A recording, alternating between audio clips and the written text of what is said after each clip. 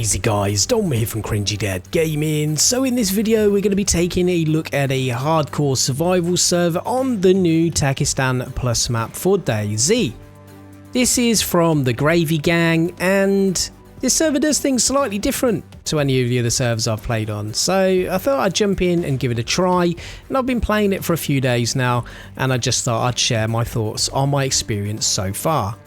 So Takistan is a beautiful map to explore, and this server adds an extra level of challenge in lots of different areas of how Dayz works.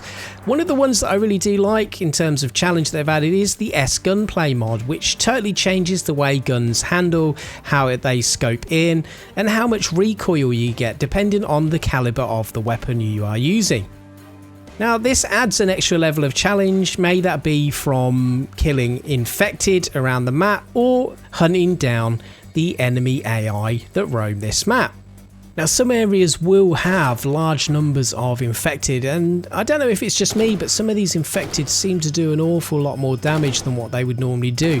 They're not hard to kill as such, you can still kill some of these infected with one headshot, but if you get overwhelmed by the infected and you've maybe run out of ammunition, then you will find it quite difficult to deal with them. And the fact that Takistan, some of the buildings don't have doors and you can't just lock yourself behind a door and you're sometimes trapped, it is quite challenging in some areas of the map. So the Gravy Gang on this server have added the NPC Crews, so they are usually groups of 3 enemies patrolling the map, and they wear yellow NPC suits. If you kill them and manage to survive, they will sometimes have precious resources on them, such as nails for instance, or ammunition that you may be finding hard to find. But one of the most valuable resources that these AI enemies may have on them, if you're lucky enough, is gold bars, which you can then go off and use at the trader. Now the trader on this server doesn't sell everything you could possibly want. They only sell building materials for you to be able to set up a base. And trust me, you're going to want to set up a base pretty quickly on this server, because once you start gathering some of these items that are hard to find, like certain ammunition types, certain weapons, you're going to start running out of inventory space quick. And it's not just as easy as being able to go and just set up a quick stash crate somewhere in a bush, because there's certain rules to how you have to, set up a base so you're able to store things. It took me quite a long time just to get the materials together to be able to set up a flagpole, which is one of the first things that you have to do on this map when you're setting up a base.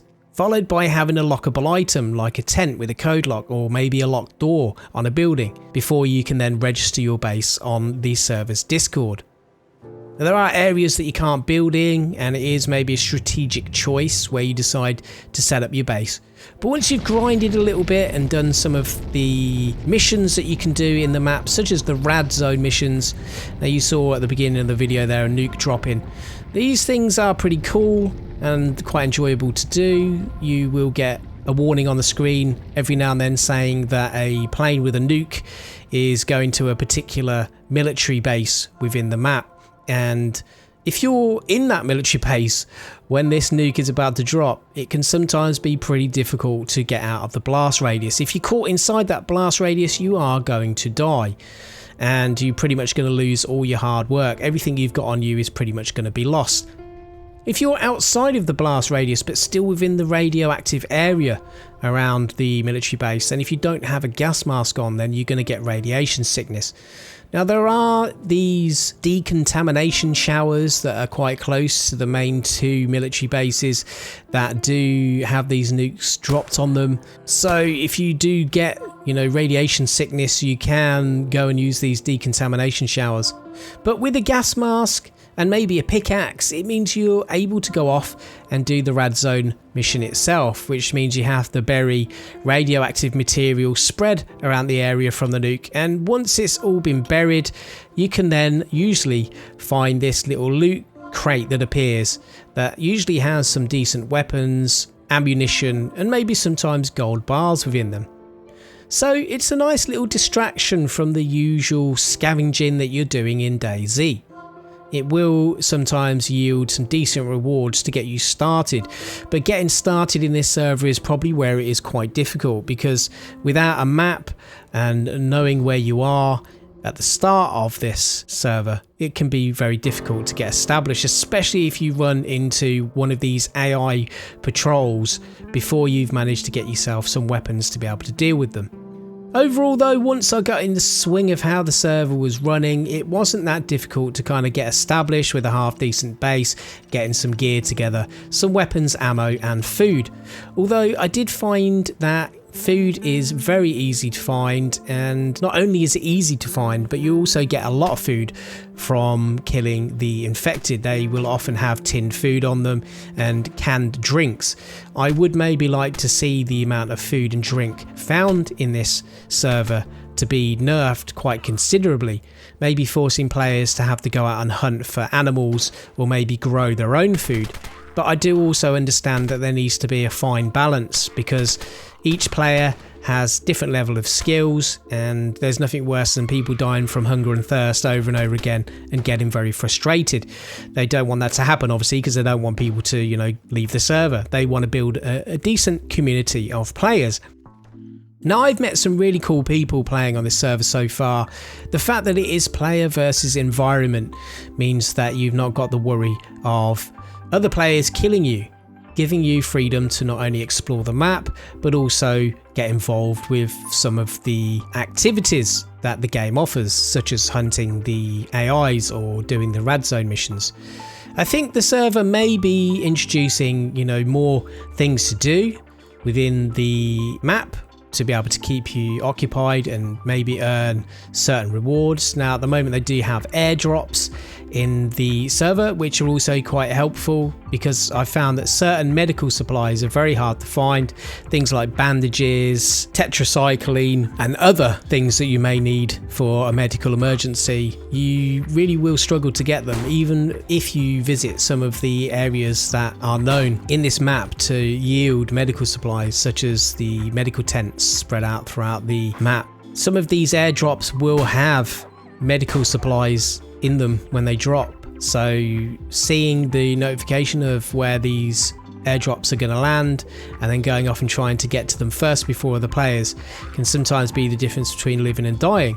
So sometimes teaming up with people, you know, going off and doing some of these activities together and then sharing the resources can sometimes help you, especially early on when you've maybe not got much gear together. Now, the thing I would like to say is that, you know, the ammunition for larger caliber weapons was quite difficult to find when I first started playing on this server. They have tweaked it a little bit to kind of make more of these ammunition types spawn in, maybe on military infected after you've killed some of the military infected and things like that. But I would like to see ammunition still be a lot more harder to get. Not only would that force maybe a little bit more trading between players for different ammunition types, but also make you think strategically on what type of weapons you want to use, you know, when to use a weapon to kill infected or when to use melee weapons and things like that. I just want really a hardcore survival server to feel pretty hardcore, with it being hard to find weapons, ammo and food. Now, me trying to wrap my head around the way the server worked at the start, I did have quite a lot of questions, and I was often popping onto the Discord and asking people how to do certain things. And I have to say that the admins for this server are extremely professional, very helpful and friendly, and very good at what they do.